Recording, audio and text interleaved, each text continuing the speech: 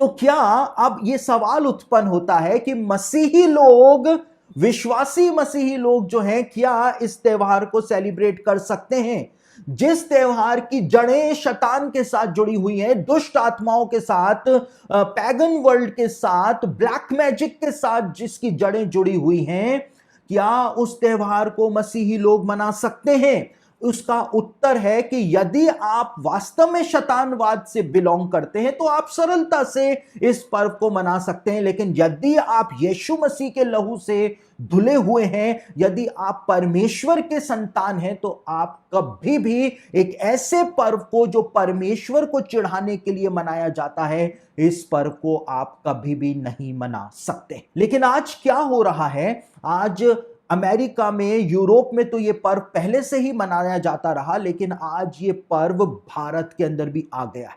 और भारत के छोटे छोटे शहरों में, बड़े शहरों की मैं बात नहीं कर रहा हूं, बड़े शहर तो बहुत आगे हैं, लेकिन भारत के छोटे छोटे शहरों और नगरों में भी अब ये हैलोवीन जो है, इसको सेलिब्रेट करना लोगों ने शुरू कर दिया है। यहां तक कि मसीही लोगों ने भी हैलोवीन को अब सेलिब्रेट करना शुरू कर दिया है। वो इसको एक फन टाइम समझते हैं, मौज मस्ती का समय इसको समझते हैं, जिसमें भूतों का लिबास धारण किया जाता है ताकि दुष्ट आत्माओं को बेवकूफ बनाया जा सके कि हम भी तुम्हारे में से एक हैं। इसलिए भूतों का लिबास धारण किया जाता है, घरों को कब्रों के समान सजाया जाता है, घर जो है उनको हेल हाउसेस बनाया जाता है, और इस प्रकार से लोग अपने आप को भूतों के समान या दुष्ट आत्माओं के समान सजाते हैं ताकि उनमें से वो एक लगने पाए और जो दुष्ट आत्माएं हैं वो उन लोगों को नुकसान ना पहुंचाने पाए। और इस दिन मौत की उपासना जो है वो ब्लैक मैजिक के अंदर, यानी विच क्राफ्ट के अंदर